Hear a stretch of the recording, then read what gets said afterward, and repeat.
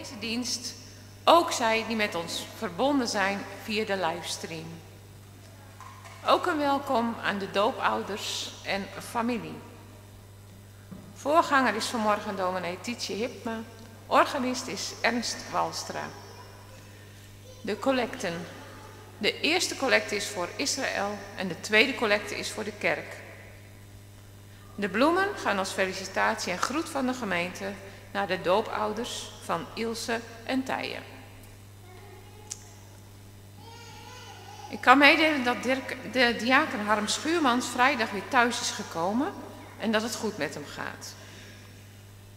Verder is het zo dat de kerkdienst in Hitsem vanaf 12 oktober ook te volgen is via de livestream. En aanstaande woensdag 8 oktober is de kerkraadsvergadering in de Singel in Achlem. Ons intoflied is lied 278, de versen 1 en 2. En we zingen dat indien mogelijk staande. Na de dienst staat de koffie en de thee klaar. En daarna wensen wij u een gezegende dienst.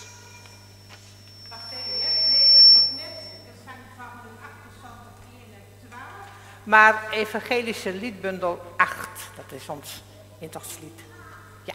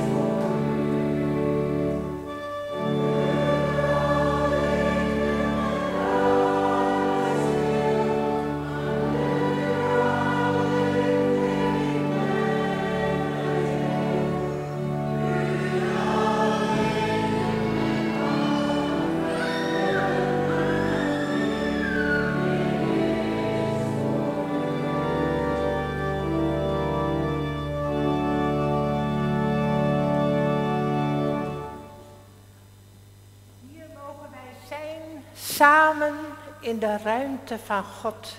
En wij willen stil worden om te voelen dat God bij ons is en in ons is.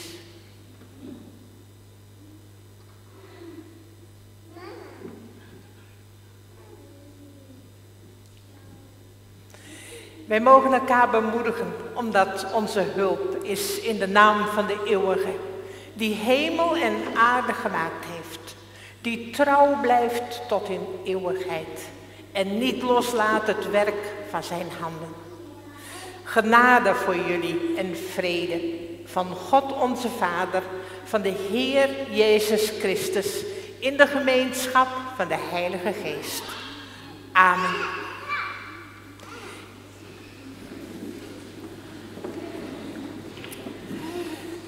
Lieve mensen, hier zijn we bij elkaar om een feest, omdat Ilse en Tije Waandert vandaag gedoopt mogen worden. Het is ook feest omdat vorige week Anke Douwina is geboren, een nichtje van Ilse en Tije. De dochter van Menzo en Marit. Nou, dat is fantastisch. En er zijn ook tegelijk moeilijke dingen in ons leven. Mensen die ziek zijn, mensen die verdriet hebben, zorg hebben. En zo wil ik vandaag ook noemen dat vrijdag De oma is overleden van Marit. Ze was 100 jaar geworden. Maar we denken ook aan haar vandaag. En zo hebben de doopouders ook gezegd, we willen denken aan alle mensen die we hier vandaag missen. En daarvoor willen we een lichtje aansteken. Dat we weten dat we allemaal in licht en liefde verbonden zijn. En ik wil jullie vragen nu of een van jullie deze kaars wil aansteken daarvoor. En die steken we aan de paaskaars, het licht van Christus.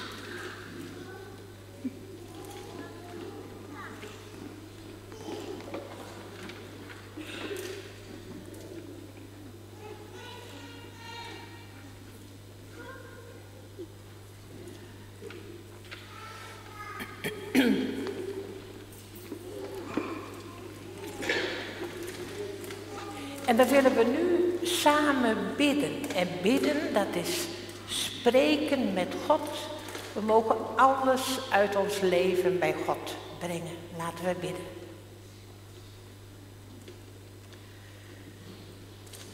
Dank u wel, God, dat u ons hier vandaag samenbrengt. Dat wij dit feest in uw licht mogen vieren. Ook in verbondenheid met de mensen thuis die deze viering meemaken. Ook verbonden met alle mensen die hier niet kunnen zijn. En met mensen in deze wijde wereld. Mensen in het licht van vreugde en dankbaarheid. En mensen in het donker van verdriet en zorg. Zo brengen wij alles bij u, God, waar we blij van worden en waar we zorg over hebben. Deze hele wereld waarin zoveel strijd is. Vandaag, de Israëlzondag, denken we in het bijzonder ook aan de hele situatie in Israël, in Gaza. Zo spannend, zo schrijnend. En wij bidden om uw vrede. Laat uw licht in ons leven zijn in deze wereld. Dat bidden wij in Jezus' naam. Amen. En wij mogen vertrouwen dat Gods liefde ons draagt. Overal en altijd. En daarvan willen we nu zingen met gezang 632.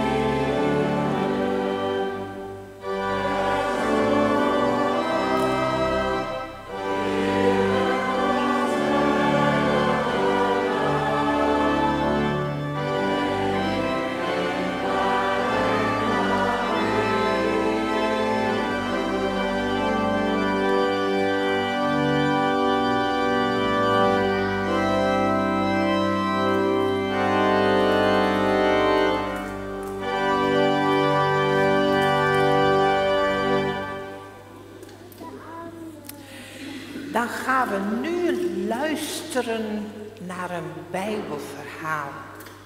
Zijn jullie klaar voor een verhaal? Ja? Zijn jullie er klaar voor?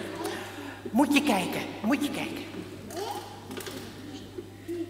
Deze doos, die heeft een gouden kleur.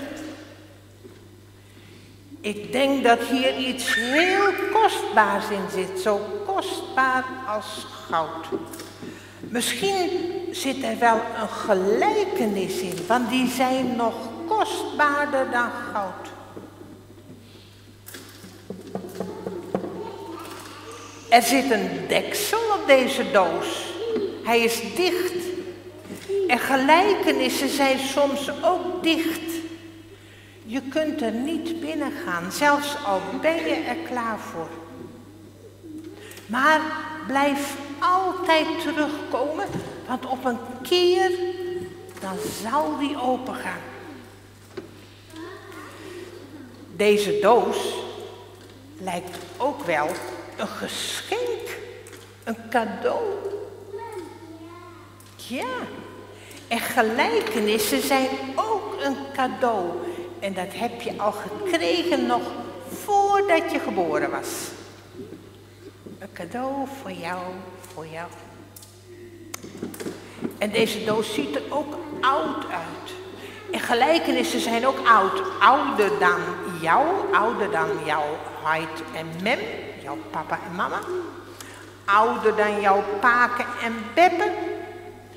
Ze zijn bijna wel 2000 jaar oud. Ik vraag me af of hier een gelijkenis in zit. Ik weet dat. Zullen we eens kijken? Ja.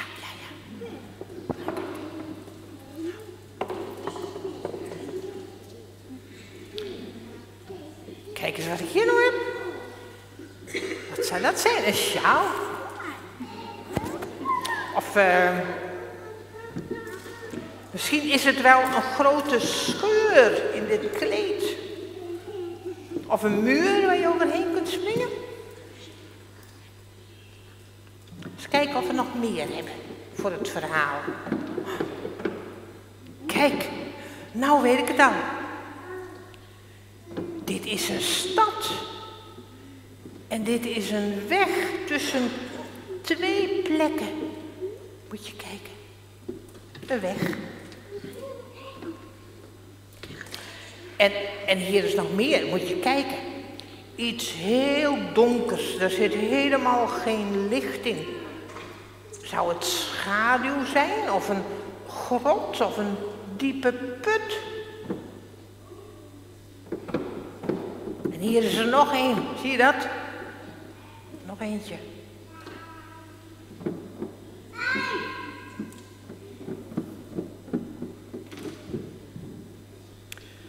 Ik denk dat we nu alles hebben voor het verhaal. Nee, toch niet.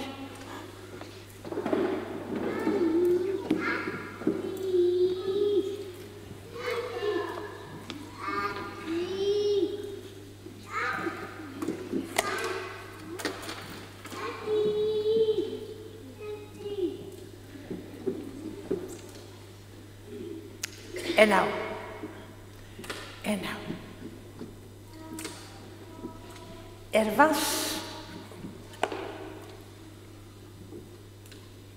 Er was eens iemand die zulke wonderbaarlijke dingen deed. En zulke wonderlijke dingen zei,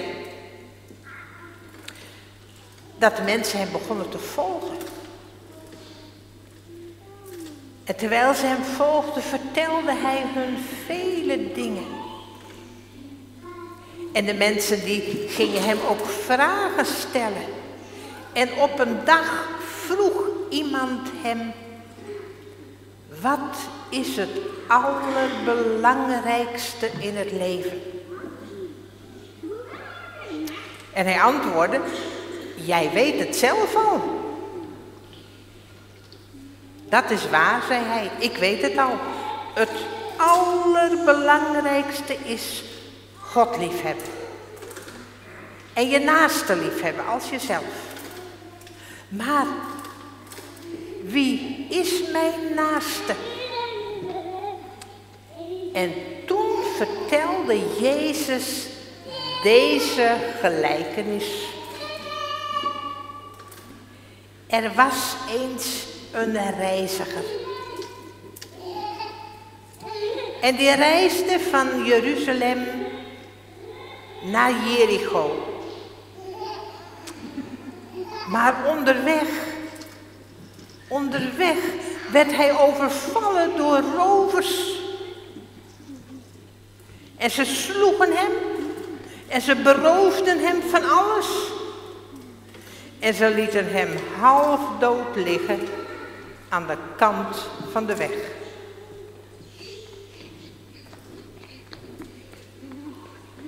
En later,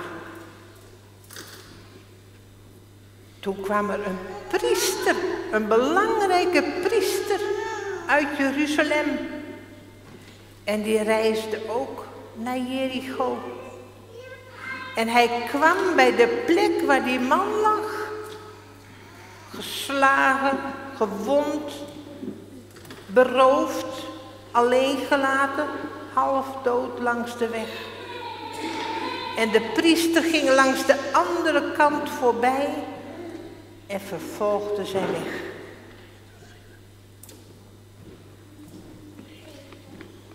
En later, toen kwam er een leviet uit Jeruzalem. Een leviet, een helper van de priesters, die zorgde voor de tempel en voor de muziek.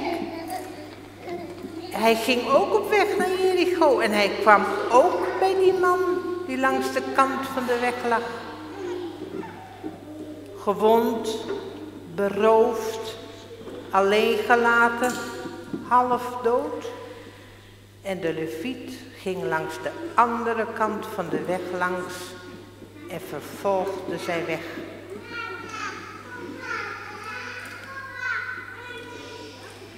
En toen kwam er een vreemdeling. Hij kwam niet uit Jeruzalem, hij kwam uit Samaria. En de mensen in Samaria hielden helemaal niet van de mensen in Jeruzalem. En de mensen in Jeruzalem hielden helemaal niet van de mensen in Samaria.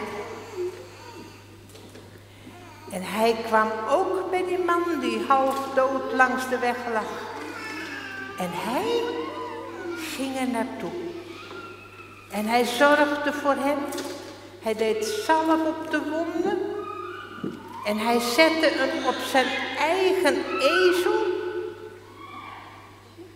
Hij zette hem op zijn eigen ezel. En hij bracht hem naar een plek waar hij 's nachts kon blijven. En hij bleef de hele nacht bij hem.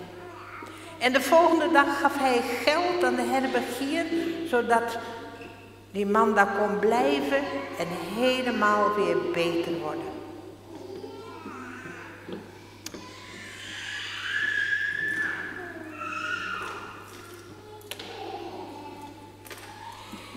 En weet je, nou vraag ik me af, hè. Nou vraag ik me af. Wie van deze? Wie van deze? Wie van deze zou nou de naaste geweest zijn van die man die langs de kant van de weg lag? Zou het deze geweest zijn? De priester? Of zou het deze geweest zijn? De rover? Nee, niet de rover, hè. Zou het de vreemdeling geweest zijn? De vreemdeling, die was het, hè. Die was de naaste. Maar stel je nou eens voor, hè. Stel je nou eens voor, als nou de priester langs de weg had gelegen. Wie zou dan de naaste geweest zijn? De rover? Of de vreemdeling?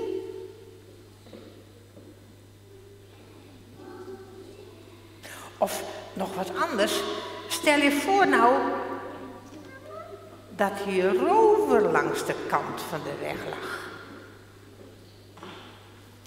Wie zou dan de naaste geworden zijn? Zou het de leviet zijn? Of zou het de reiziger geweest zijn? Nou, daar is nog een heleboel om over na te denken, hè? Wie is nou mijn naaste? Nou, daar gaan we vandaag nog eens verder bij stilstaan. En nu gaan we eerst ook naar het verhaal kijken en luisteren met een liedje. Dat zien jullie op de schermen. Kijk, kijk, kijk. Daar komt het.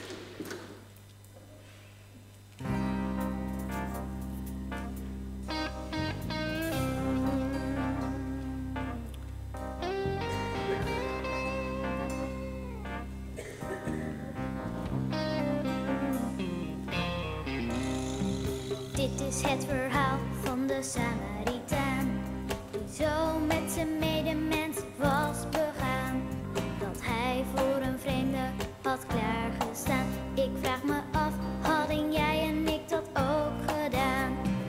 Wie is een vreemdeling en wie is je vriend? Wie heeft uiteindelijk respect verdiend? Vriend of vreemde, reken maar, het maakt niet uit, we zijn hier allemaal voor elkaar. Oh, help, help. Oh, help, help. Eens was een man op reis gegaan en een bende criminelen viel hem aan. Hij werd door hen mishandeld met bruut geweld en toen renden ze weg met zijn kleren en geld. Hij lag voor dood in de brandende zon. Hij dacht, had ik maar een vriend die mij helpen kon. Hij kreeg honger en dorst en alles deed pijn. Wie kwam hem helpen? Wie zou dat zijn? Oh, help, help. Oh, help, help. 2 keer kwam iemand die ook weer verdween. Ze liepen met een grote boog om hem heen, tot er een vreemdeling kwam en die hielp hem alleen. Hij gaf hem geld en verzorgde hem van top tot teen. We kijken veel te vaak naar de buitenkant, maar deze vreemde man uit het buitenland was onbekend, maar hij was zeker weten een held. Let op, het is de binnenkant die eigenlijk telt. Oh, help, help. Oh, help, help. Oh, help, help. Oh.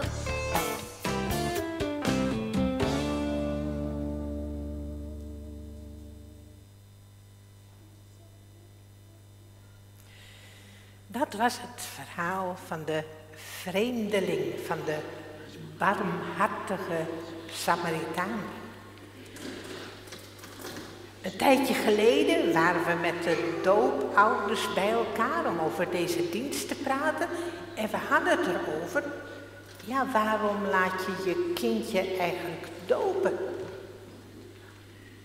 En we zeiden, 1 ding is belangrijk.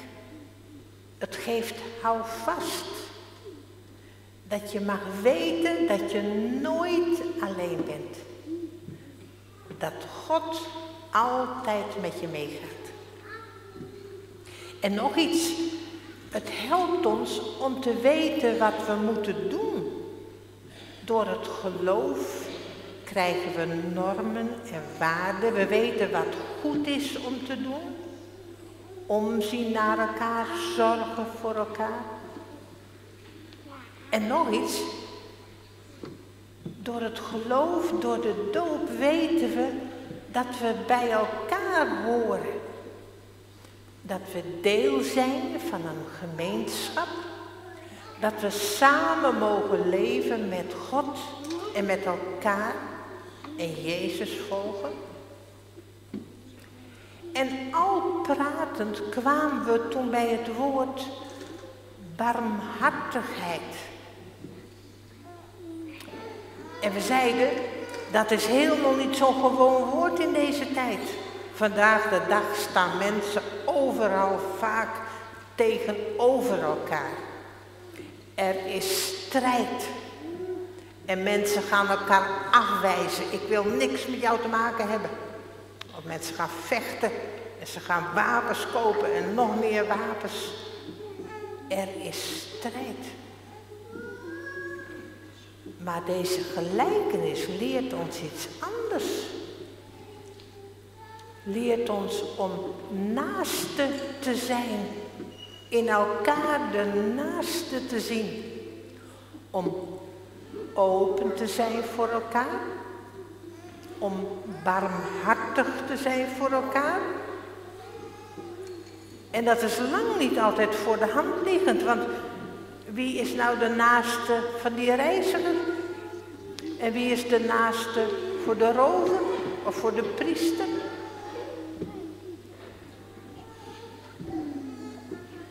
Wie zou jou helpen als jij daar alleen langs de kant van de weg lag? Of wie ga jij helpen? Zie jij iemand langs de kant van de weg liggen die jij zou kunnen helpen? Allemaal vragen waar wij samen over na kunnen denken en samen mee kunnen gaan leven. Hoe kunnen wij barmhartig zijn in plaats van in strijd? Hoe kunnen wij naaste zijn in plaats van elkaar afwijzen? En weet je, het mooiste is, en daarom mogen we hier samen dat feest van de doop vieren. Jezus is onze allergrootste naaste.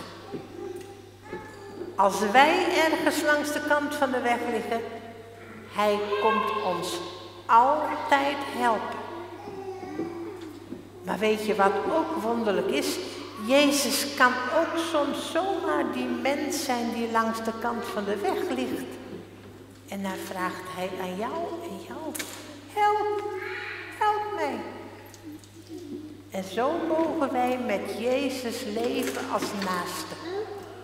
Om elkaar te helpen en om altijd te weten, Jezus zal onze naaste zijn. En als je zo je kinderen laat dopen, dan mag je weten dat Jezus bij hen is. En daar mogen we ook elkaar van vertellen, elkaar helpen, om dat altijd te vertrouwen. En ik hoop en bid dat jullie daar samen steeds verder in mogen groeien. Amen.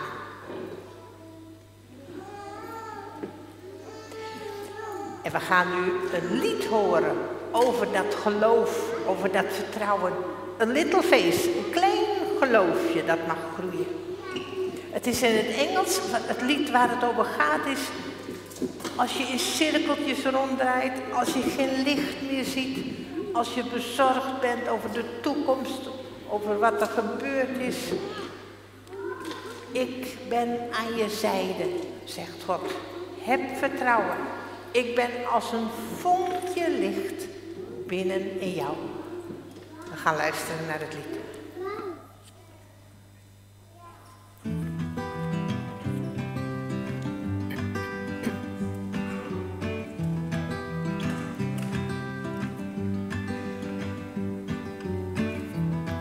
When you're spinning around in circles,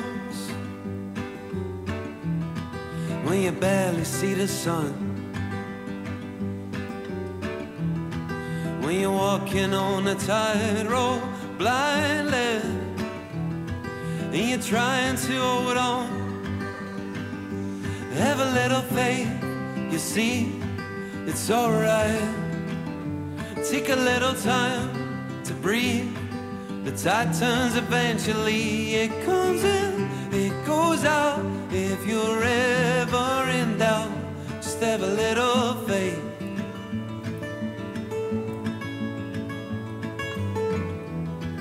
when you worry about the future, when you're living in the past, when the present is a hazy daydream, and you find it hard to grasp. Have a little faith, you'll see it's alright. Take a little time to breathe. The tide turns eventually. It comes in, it goes out. If you're ever in doubt, just have a little faith.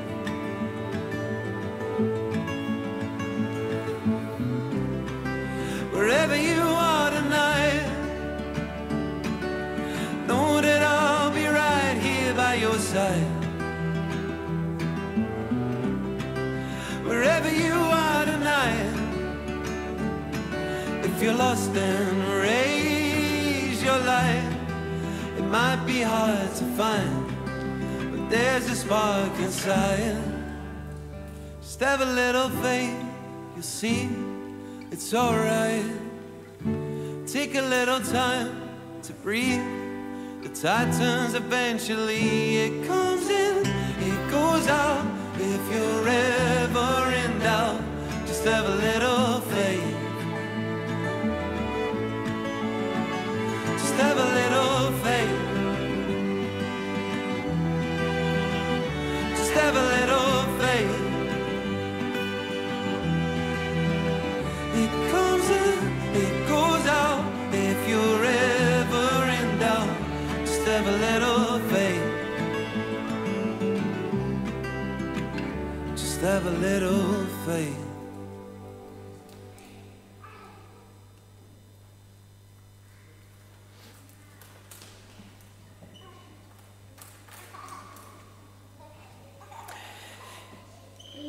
Dan mogen we nu de kinderen gaan dopen. En ik wil aan de doopouders vragen om nu te gaan staan. Oeps.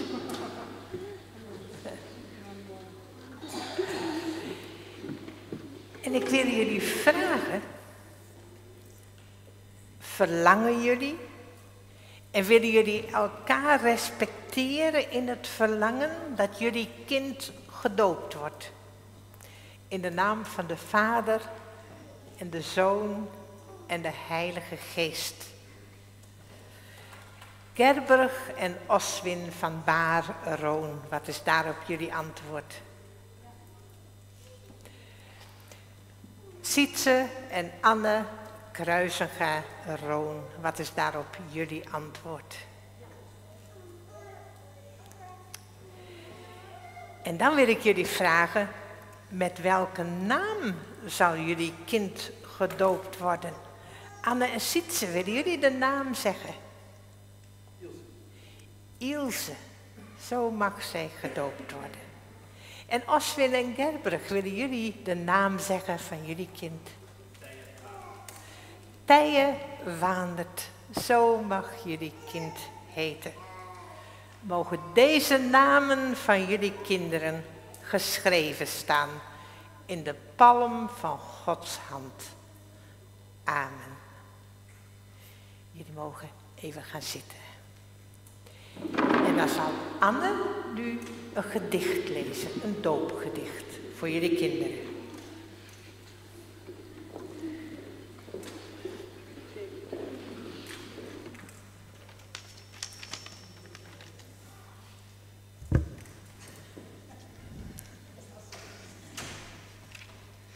Laat alle kinderen van de wereld. Laat alle kinderen van de wereld stralen in zonneschijn. Laat alle kinderen van de wereld onze nieuwe toekomst zijn. Vraag alle kinderen van de wereld ons te tonen hoe voortaan er een grote mensenwereld zonder oorlog kan bestaan. Wie heeft het recht om grenzen te sluiten? Vrijheid is niet illegaal. Alsof een vogel pas mag fluiten als hij fluit in onze taal. Het kan niet zijn dat wij genieten van te veel, al was het niets. terwijl er nog steeds kinderen slapen, ergens buiten, zonder iets. Laat alle kinderen van de wereld samen dansen onder de maan. Laat alle kinderen van de wereld 's avonds veilig slapen gaan.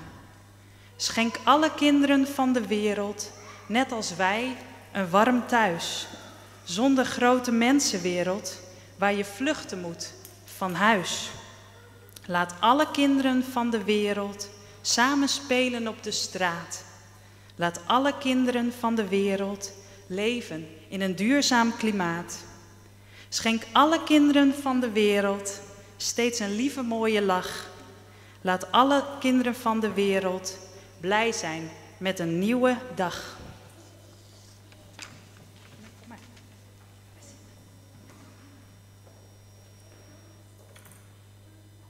Dankjewel, doopouders, voor deze kostbare woorden die we hier mogen horen.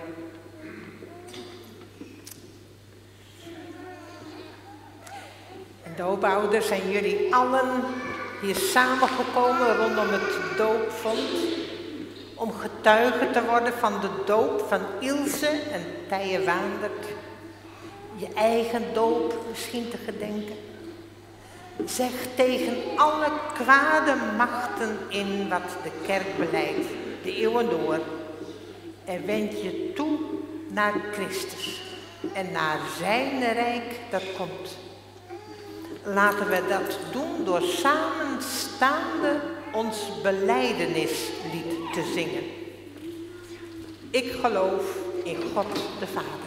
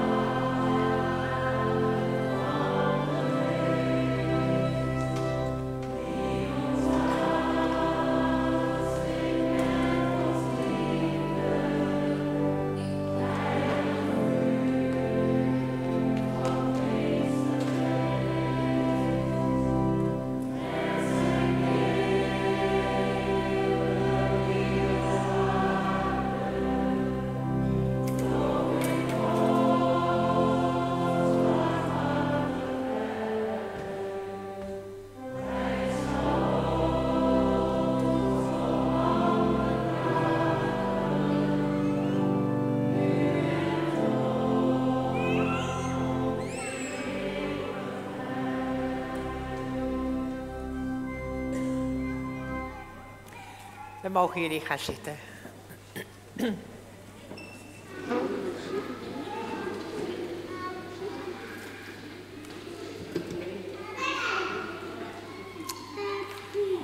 Dan willen we nu samen bidden voor de kinderen die gedoopt zullen worden.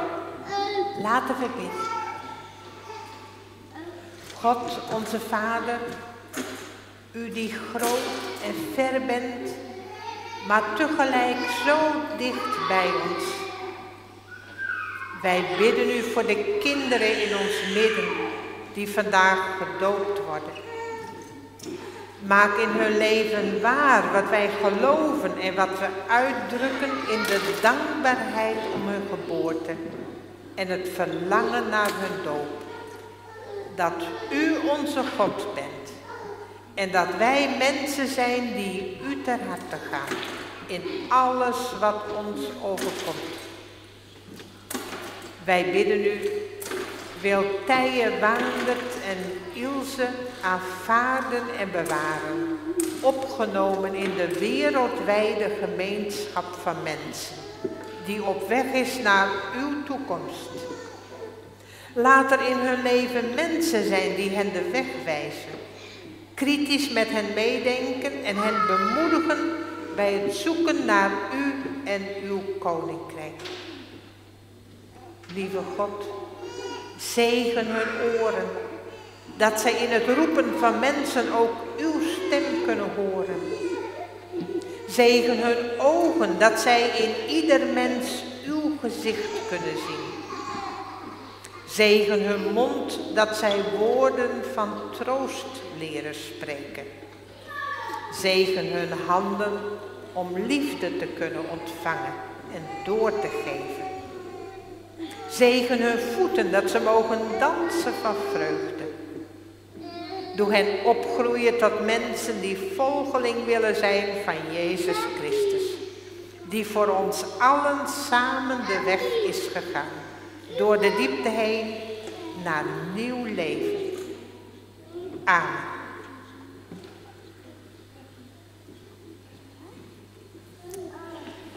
Dan is het nu tijd voor de doop. En ik wil de doopouders vragen om hier naar voren te komen. En als het iets is voor de andere kinderen, dan mogen ze er wel bij komen staan kijken. Kom je? Daar is het.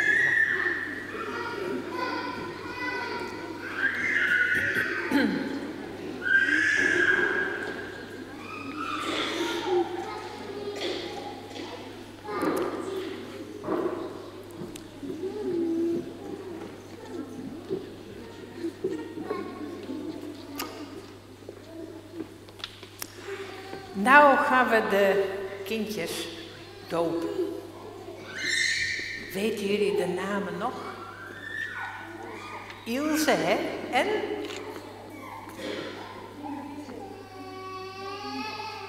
Tije, Waandert, hè? Die mogen we gaan dopen. Ja. We doen wat water op het hoofdje.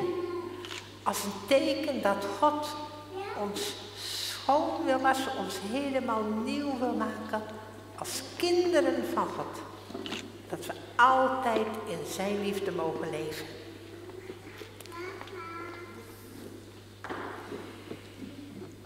Ilse Kruisinga, ik doop je in de naam van de Vader en de Zoon en de Heilige Geest.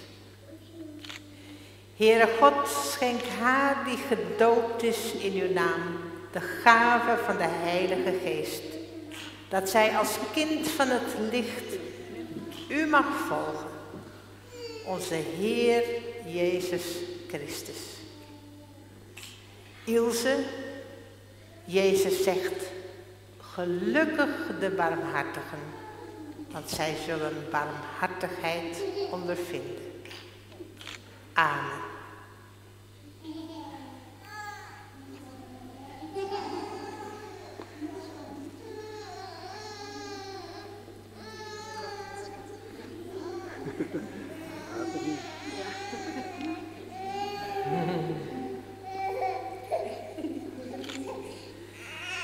Tije Waandert, ik doop je in de naam van de Vader en de Zoon en de Heilige Geest. Heere God, schenk hem die gedoopt is in uw naam de gave van de Heilige Geest, dat hij als kind van het licht mag leven in de navolging van onze Heer Jezus Christus. Tije Waandert, de apostel Johannes heeft geschreven, God is liefde. Als je in liefde leeft, dan hoor je voor altijd bij God. En God blijft altijd in jou. Amen. Ja.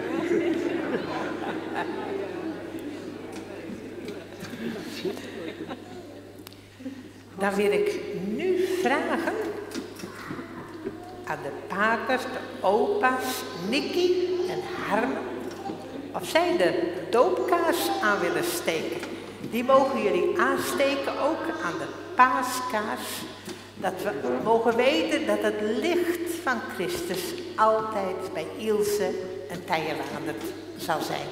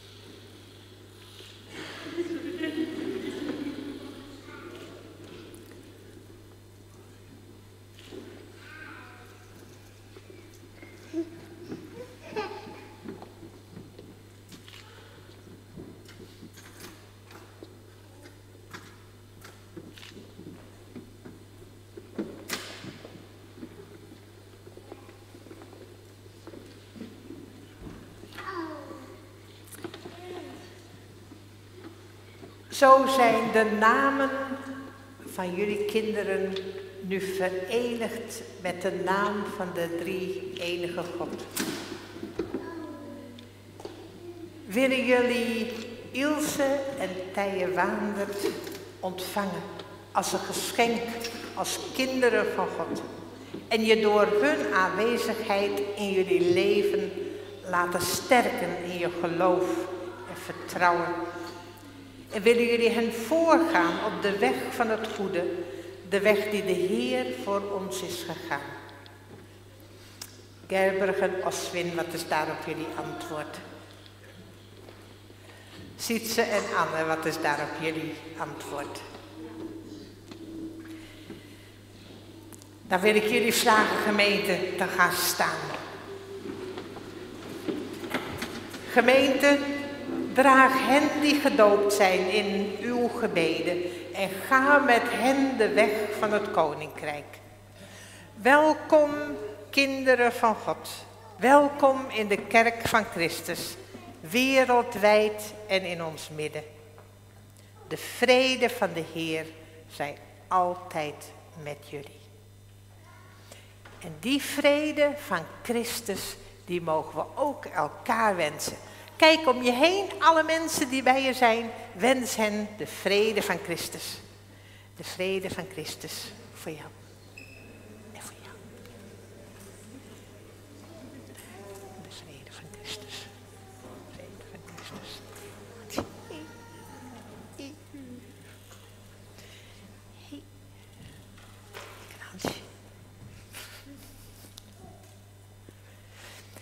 En dan willen we nu een lied zingen, een loflied, verbonden met vader en moeder.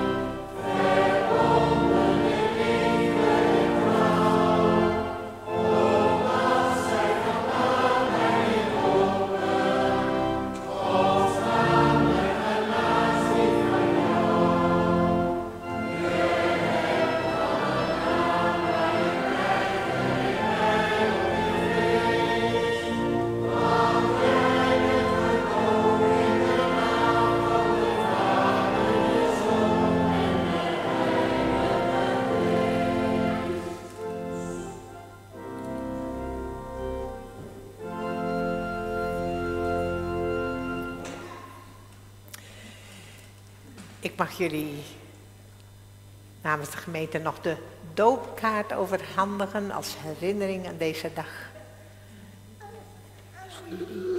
Net een hand over. En dan mogen jullie gaan zitten. Jullie mogen allemaal weer gaan zitten.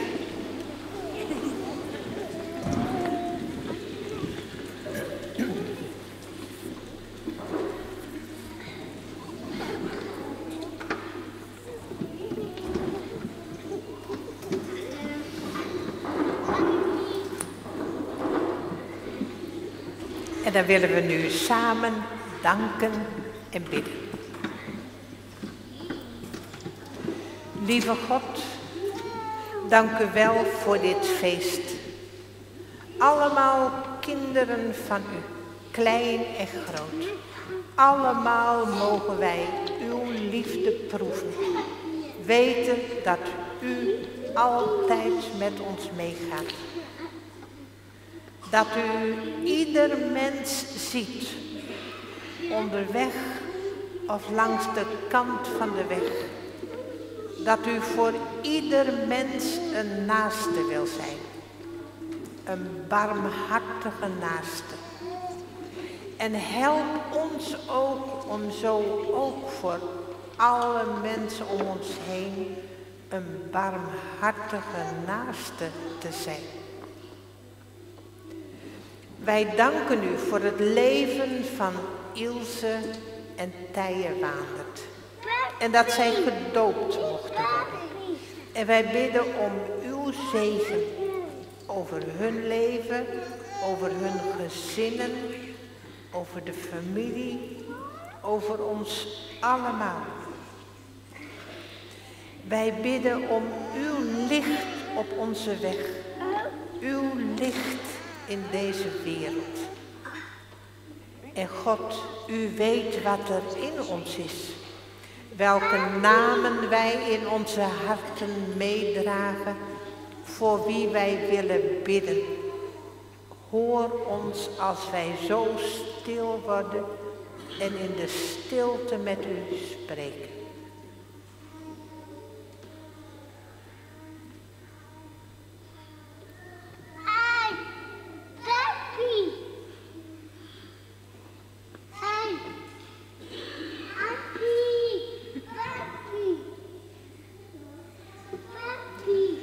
En met elkaar willen wij de woorden bidden die Jezus ons heeft gegeven.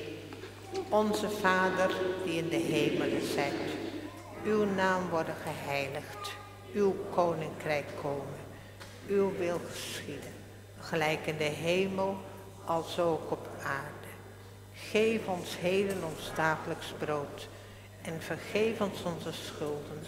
Gelijk ook wij vergeven onze schuldenaren. En leid ons niet in verzoeking, maar verlos ons van de boze.